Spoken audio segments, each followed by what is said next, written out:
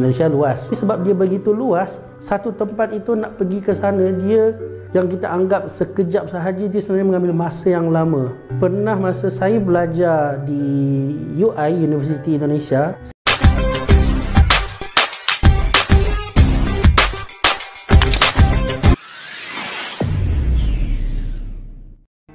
Assalamualaikum dan salam persaudaraan guys. Ketemu lagi kita dalam video pada kali ini dan konten pada kali ini guys, yaitu terkait dengan salah faham orang Malaysia terhadap Indonesia.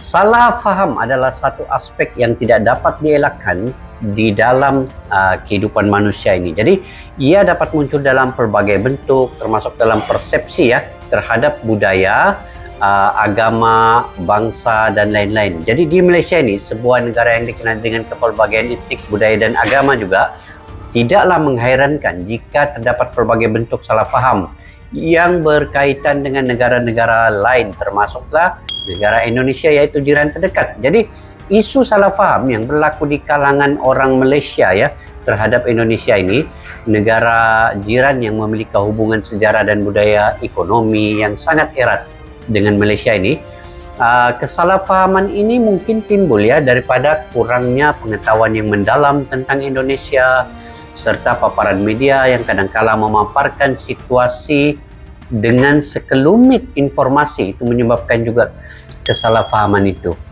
Jadi beberapa faktor lain juga yang mungkin menyumbang kepada salah faham orang Malaysia terhadap Indonesia ini, yaitu termasuklah juga persepsi umum, media massa, faktor sejarah, dan impak globalisasi dalam bentuk pandangan tentang negara jiran Indonesia ini. Jadi dalam memahami akar masalah ini juga guys, kita dapat berusaha untuk mengatasi kesalahpahaman ini dan mengukuhkan lagi hubungan antara dua negara yang saling bergantung ini. Jadi dalam video pada kali ini guys, seorang rakyat Malaysia, orang Malaysia ingin menyatakan apakah salah faham yang selalu berlaku orang Malaysia terhadap Indonesia. Jadi yuk kita simak dulu video ini guys daripada channel ML Studio. Kepada yang baru ketemu channel ini, kalian boleh subscribe, like, share, dan komen juga. Jadi guys, tanpa basa-basi, yuk kita simak dulu video ini.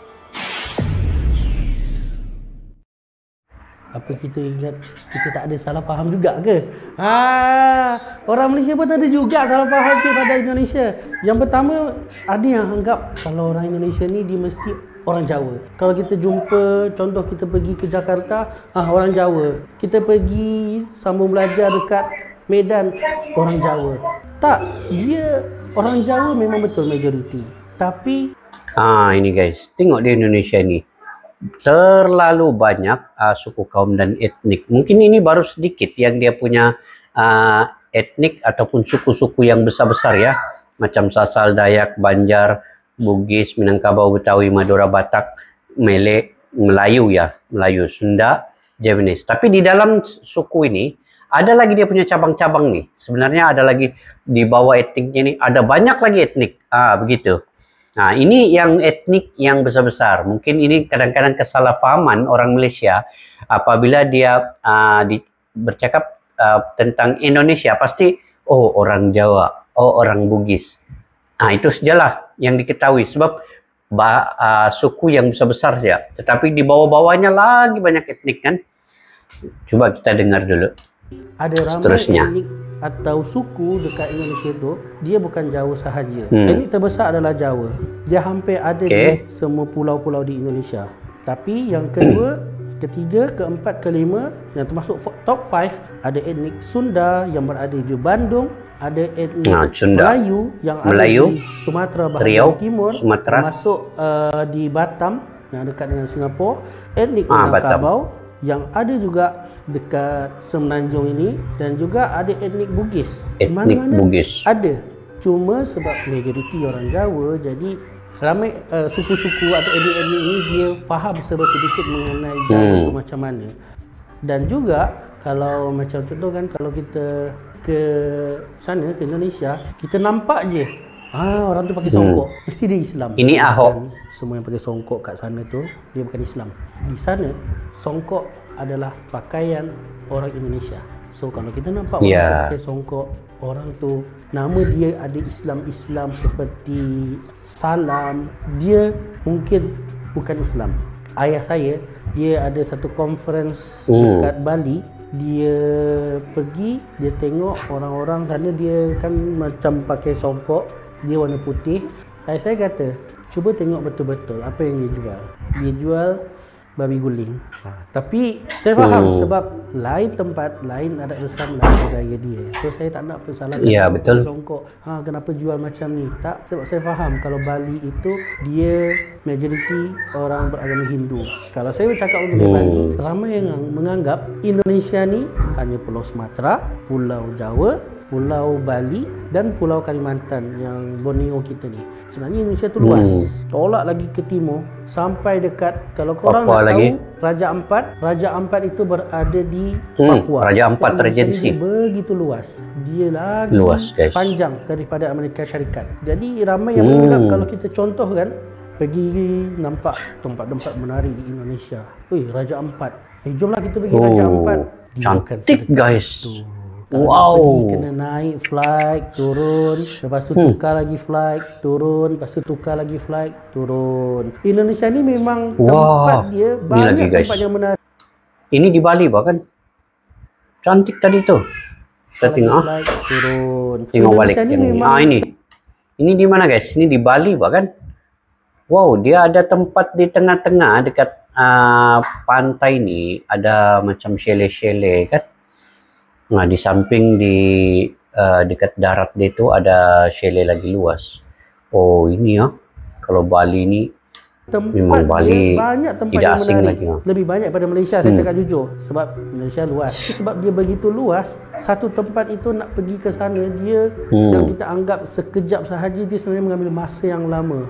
Pernah masa saya belajar di UI, Universiti Indonesia, saya nak pergi jalan-jalan ke Taman Dia pernah belajar di sini guys, Universiti Indonesia. Dari PJ kita nak pergi ke Gombak, tapi Masya Allah tahan lama juga nak naik public transport lagi. Tapi waktu itu saya pergi itu tahun 2012, MRT tak ada lagi. Sekarang ni dah ada MRT, saya tak tahu macam mana nanti selesanya kalau saya pergi sana jalan-jalan, backpacking lagi.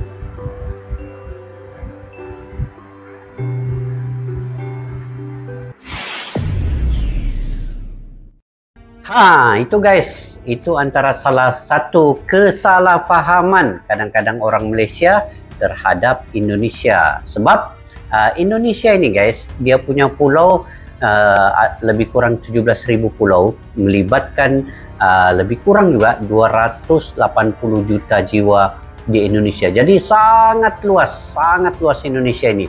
Kalau dalam video ini tadi dia mengatakan keluasannya itu melebihi keluasan Amerika guys. Nah, Amerika itu sudah besar begitu, tapi Indonesia ini sangat luas lagi. Cuma dia terpisah-pisah oleh pulau-pulau yang kecil. Macam tadi di Raja Ampat tuh di satu pulau, kemudian Papua satu pulau, di Bali, di Sumatera, di Sulawesi, semua pulau yang berlainan. Jadi di Indonesia ini sangat luas dan berbagai budaya etnik suku yang ada. Bahasa pun sangat banyak. Bahasa melebihi 1.300 kalau tidak silap bahasa, dengan 700 etnik yang ada di Indonesia. Jadi pantas saja kesalahpahaman itu akan timbul ya di negara Malaysia terhadap Indonesia sebab terlalu banyak. Cuma apa yang penting yang perlu dipelajari lebih awal sebelum ke Indonesia, nonton dulu di mana-mana media sosial, YouTube terkait dengan Indonesia, itu mungkin akan memberi pengetahuan kepada kita sebelum kita ke sana nanti. Macam tadi abang ini dia cakap dia pernah belajar di Indonesia di Universitas Indonesia. Jadi dia memahami sedikit sebanyak tentang Indonesia, dan kesalahpahaman orang Malaysia yang belum pernah ke Indonesia ini banyak salah fahamnya terkait dengan Indonesia. Macam tadi dia bagi tahu kan antara kesalahpahamannya itu berkaitan dengan budaya juga. Macam contoh tadi kalau kita kata dengan Indonesia, ini Jawa saja. Padahal di Indonesia ini terlalu banyak suku guys, melebihi 700 suku. melebihi 1.300 bahasa, 17.000 pulau yang ada di Indonesia dengan lebih kurang 280 juta jiwa yang ada di Indonesia. Itulah keberagaman yang ada di Indonesia. Jadi kepada yang belum mengenali Indonesia itu, semoga kalian melihat sedikit sebanyak di media sosial, sama ada di Facebook kah, di Google kah, di YouTube kah, TikTok, search dulu terkait dengan Indonesia. Dia punya asas-asas atau basic yang perlu diketahui, contohnya jumlah penduduk, berapa keluasan Indonesia, berapa ribu pulau.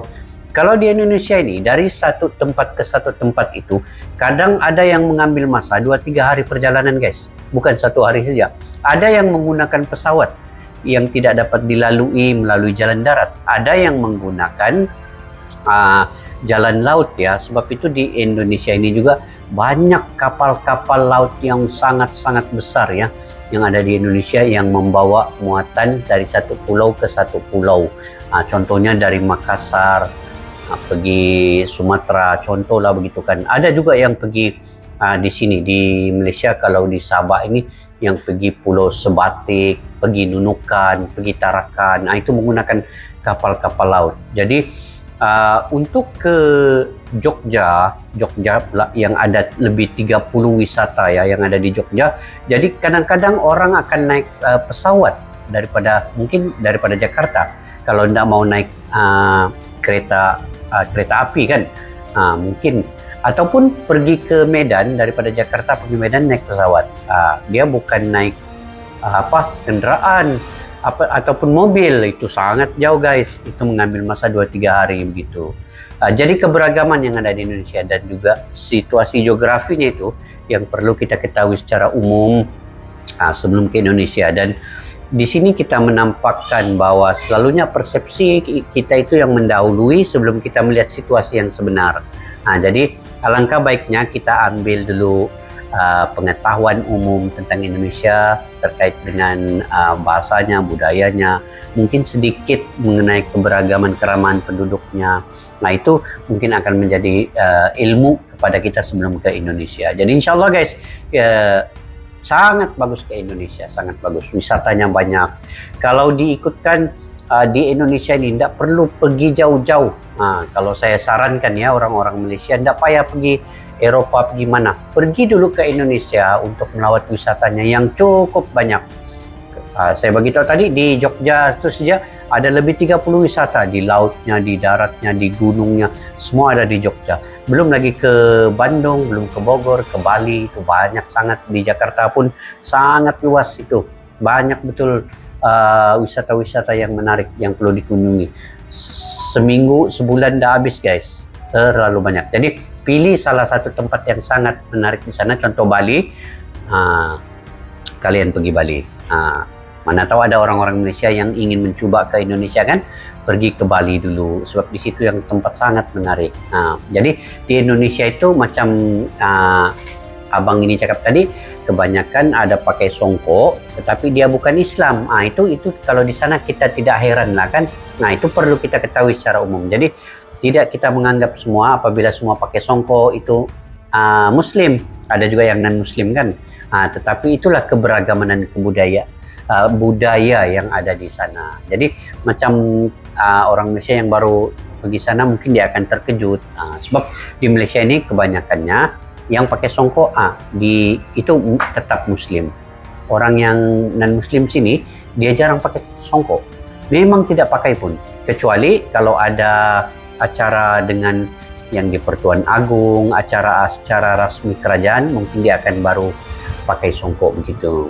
Jadi oke, itu saja guys. Mungkin kalian juga punya pandangan, punya pengetahuan sendiri, dan ada info yang ingin kalian sampaikan kepada orang-orang Malaysia seperti kami yang mana kami tidak ketahui lagi, boleh kalian komentar di ruang kolom di bawah guys. Oke, sama-sama kita eratkan silaturahim di antara Malaysia dan Indonesia. Sampai berjumpa lagi guys di video yang akan datang. Assalamualaikum warahmatullahi wabarakatuh. Bye-bye.